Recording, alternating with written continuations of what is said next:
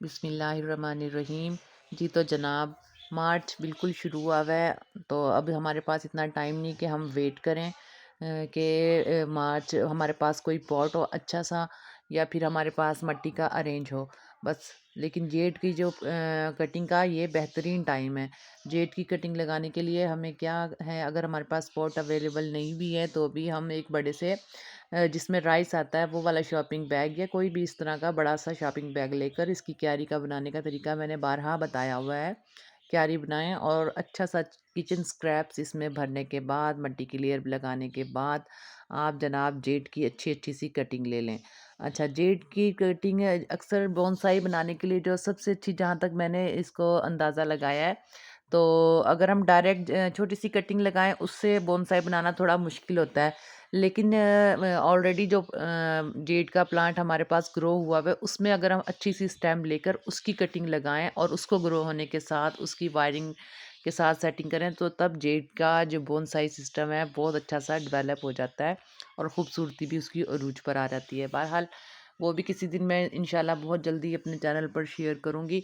तो इस तरीके से मैंने मिट्टी की मोटी सी लेयर लगाते हुए अब बेहतरीन सी सिलेक्ट की हैं मैंने जनाब जेड की कटिंग्स, और मैंने तकरीबन अच्छे खासे अपने प्लांट्स की जेड के कटिंग भी कर दी। प्रूनिंग भी अच्छी सी हो गई, और जैसे ही प्रूनिंग की है तो मौसम के हिसाब से बहुत अच्छी सी इसके ऊपर नई लीव्स भी, कटिंग वाले मेरे मदर प्लांट्स पर कटिंग के बाद अच्छी सी लीव्स भी आना शुरू हो गई हैं। ये बेहतरीन मौसम रहेगा।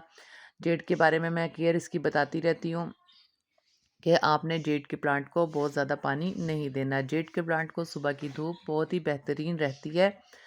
और जनाब, इस तरीके से करते हुए मैं एक लंबी सारी कतार जो है वो बना लूँगी जेड के प्लांट की, और ये सब के सब हमारे अलग अलग से रूट डेवलप्स होने के बाद बेहतरीन जेड के प्लांट तैयार हो जाएंगे। फिर इनको सेपरेट किसी भी डिस्पोजेबल कंटेनर में, या अगर आपके पास अवेलेबल है डिस्पोजेबल जो पाउचेस मिलते हैं नर्सरी भेजने के लिए, या जिस तरह भी आप इजी समझें, बेहतरीन अच्छे तरीके से रूटिंग के साथ आप इनको नर्सरी भी भेज सकते हैं अगर आप सेल आउट करना चाहें, या फिर आप इसकी प्लांटेशन को एक्सीड कर कर किसी भी तरीके से यूटिलाइज़ कर सकते हैं अगर आप किसी को गिफ्ट भी देना चाह रहे हैं, या फिर अपने ही घर में प्लांटेशन को एक्सटेंड करना चाह रहे हैं। बहरहाल मैंने बहुत ज़्यादा मिकदार में जेड प्लांट की कटिंग लगाई हैं, तो मुझे तो खैर इनकी ज़रूरत होती है। तो अगर आप भी चाहें तो इस तरीके से अपने प्लांटेशन को एक्सटेंड कर सकते हैं, इस चीज़ का वेट किए बगैर कि कब आपके पास ढेर सारे गमले होंगे तो आप इनकी कटिंग को लगा सकें। जेड की कटिंग लगाने के लिए मिट्टी को जो है वेल ड्रेन रहना बहुत बेहतर होता है, और तकरीबन हर कटिंग के लिए ही, लेकिन जेड के लिए पानी का रुका रहना बिल्कुल भी ठीक नहीं है, और इसकी फ़ौरन जो कटिंग है ख़राब हो जाती है रूट रॉट में जाने के बाद। तो और इसकी लोकेशन को बेहतर है कि आप लगाने के बाद जो है कुछ 1 या 2 दिन तक इसको ऐसी जगह पर रखें जहाँ पर हैवी जो है सनलाइट ना हो, डायरेक्ट सनलाइट ना हो। वैसे ये सन में सर्दी की सनलाइट तो इसके लिए बहुत ही बेहतर रहती है, और जनाब इसके अलावा भी गर्मियों में ये प्लांट जो है बहुत बेहतर अपने तरीके, अपने यानी कि ग्रोथ के उरूज पर आता है। इनमें से कुछ प्लांट्स देखें ऐसे भी हैं जो मैं इसी अपनी क्यारी में लगा रही हूँ, जिसकी रूटिंग हो भी चुकी है ना।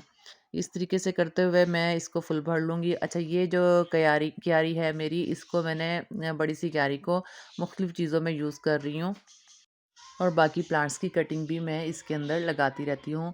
और एचीवेरिया की कटिंग भी जो अच्छी सी लीव प्रोपिगेशन जिनकी बेहतर हो गई थी, और उनको अब प्लांटेशन के लिए किसी भी अच्छे से मीडिया की ज़रूरत थी, तो वो भी हम इस तरह के क्यारी में लगा सकते हैं। इसके अलावा बेबी सनरोज़ की कटिंग भी हम इसके अंदर लगा सकते हैं। बेबी सनरोज़ की कटिंग भी इसके अंदर लगा सकते हैं, और बहुत से प्लांट और सकुलेंट्स की कटिंग हम इसी एक ही मीडिया में लगा सकते हैं, अनलेस के हमारे पास अच्छी से प्लांटेशन के लिए पॉट अवेलेबल हो जाएं।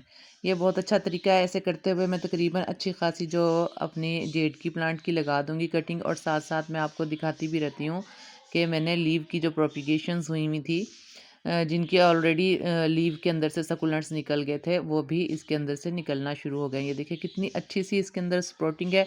और ये लीव हम इसको ऐसे नहीं छोड़ सकते, इसको शदीद इस वक्त मीडिया की ज़रूरत थी मट्टी के। तो इस तरीके से करते हुए ये मैं इसी जो है क्यारी में लगा दूंगी। क्यारी बनाने का तरीका है, क्यारी को मुकम्मल बन जाने के बाद हमें अर्ली डेज़ में इसको कुछ ईंटों के साथ सपोर्ट देना पड़ेगी, ताकि ये जो है अपनी शक्ल बरकरार क्यारी की रख सके, क्योंकि ऑलरेडी मैंने इसको शॉपिंग बैग में लगाया हुआ है। और बारिश के बाद हमें अगर अपनी छत को महफूज रखना है तो बहुत अच्छे तरीके से हमें इसको फुल बारिश के बाद ईंटें हटाकर इसकी स्पेस, इसकी जो प्लेस है वो हमें चेंज करनी पड़ेगी, ताकि क्योंकि ये ऑलरेडी बिल्कुल ड्रेनेज वाला शॉपिंग बैग है और इससे इसकी जो नीचे की सतह है ज़मीन की वो खुश्क हो जाए। चलें, बहुत शुक्रिया, ये ख़ास बातें थी। और ये मैंने एक और शॉपिंग बैग में कटिंग कुछ लगा दी है, और अभी भी मेरे पास कटिंग की बहुत ज़्यादा जो है तादाद पड़ी हुई है। इसी तरीके से करते हुए मैं कुछ और क्यारियों में भी लगा दूंगी, और ये एक्सटेंड होती रहेगी मेरी प्लांटेशन जेड की भी, और जो जो प्लांट मैं चाहूँगी।